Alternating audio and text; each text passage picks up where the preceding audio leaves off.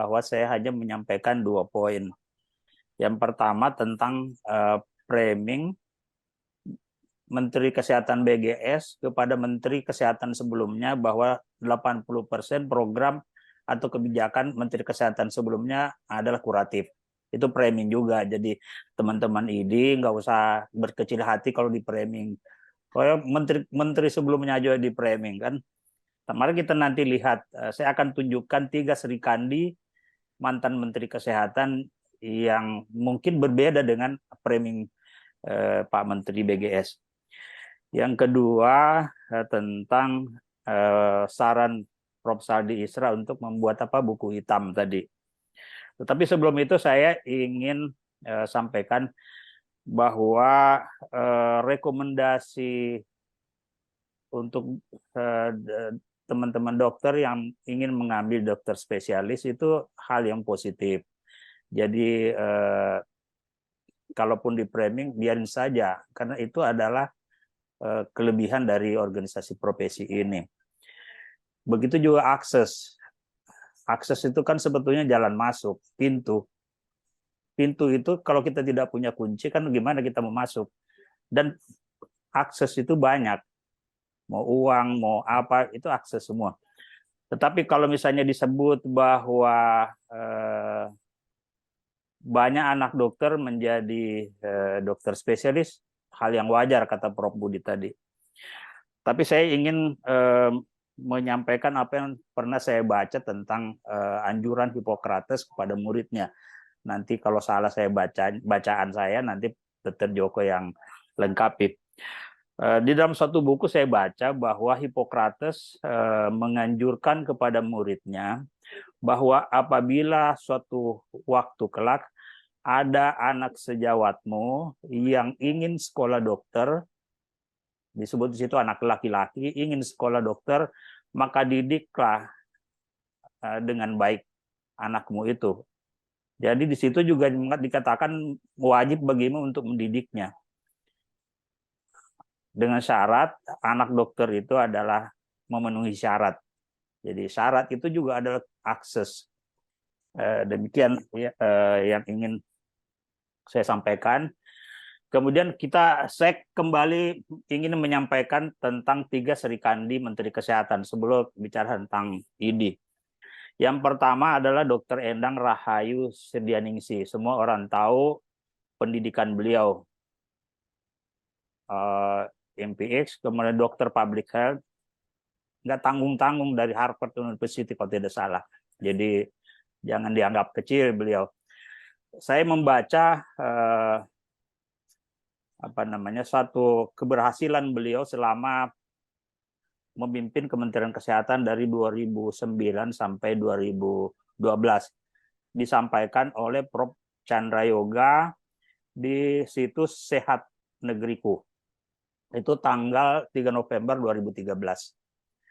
Ada 4 menurut Prof. Chandra Yoga yang menurut keberhasilan Dr. Endang. Pertama, menuntaskan resolusi WHO terkait kesiapan menghadapi virus flu, dan pembagian manfaat yang timbul dari penggunaan virus flu untuk penelitian dan pengembangannya. Memang bukan Dr. Endang yang memulai, tapi Dr. Fadila Supari, tetapi yang menuntaskannya adalah Dr. Endang.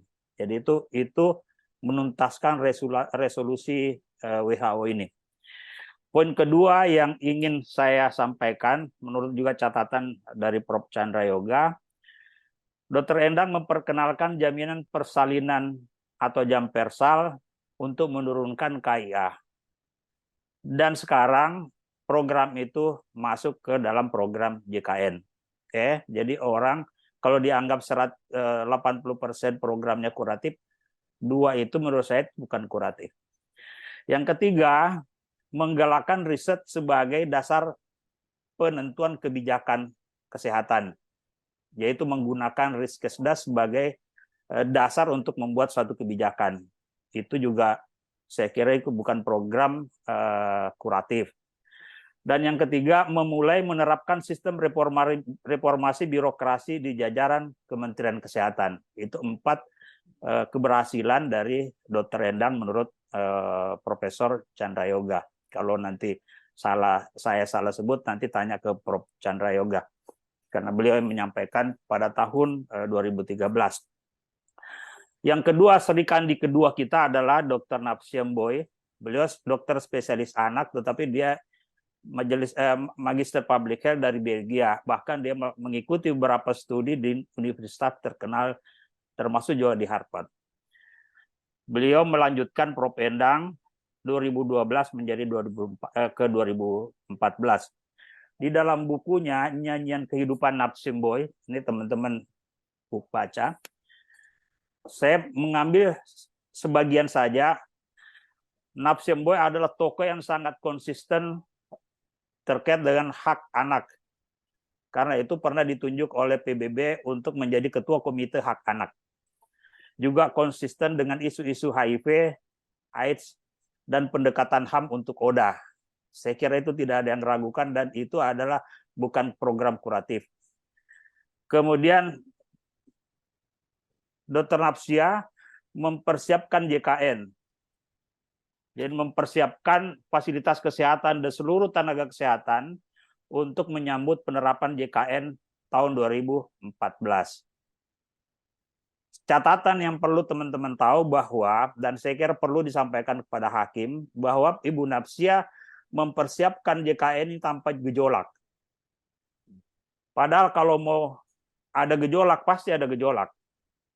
Karena apa? Ada pasti dokter yang dulu pasiennya banyak, penghasilannya banyak, kemudian turun. Terutama teman-teman dokter spesialis yang langka.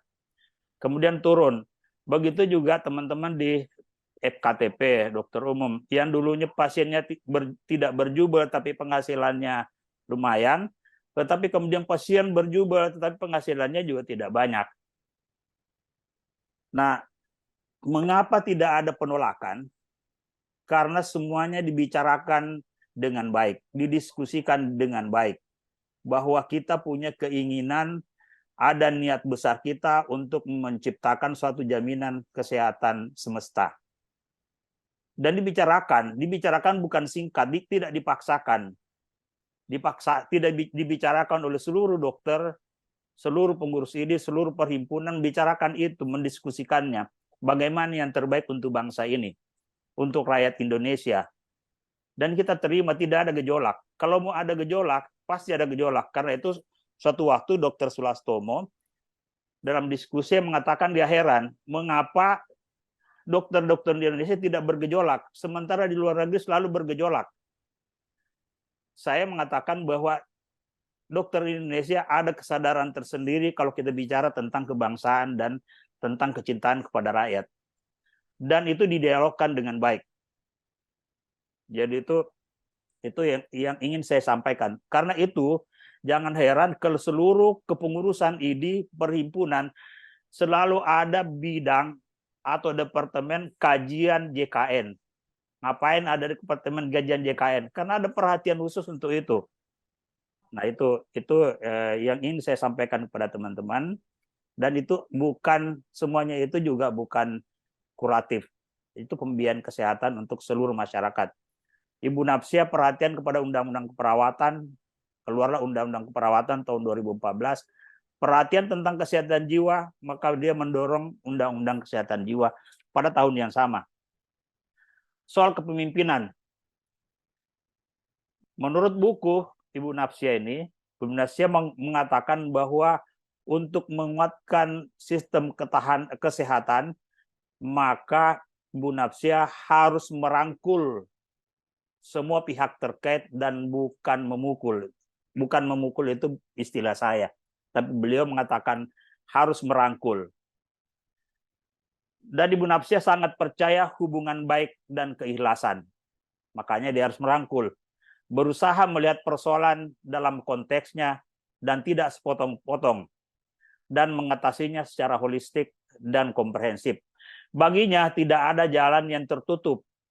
Kalau pintu tertutup, maka cari jendela yang terbuka. Kata Ibu Napsia di dalam buku Nyanyian Kehidupan. Kemudian saya akan menyampaikan tentang Prof. Nila Muluk. di dalam buku 5 tahun Berengku Asa. Saya menyampaikan serpihan-serpihan saja, karena yang lain pasti teman-teman sudah sampaikan.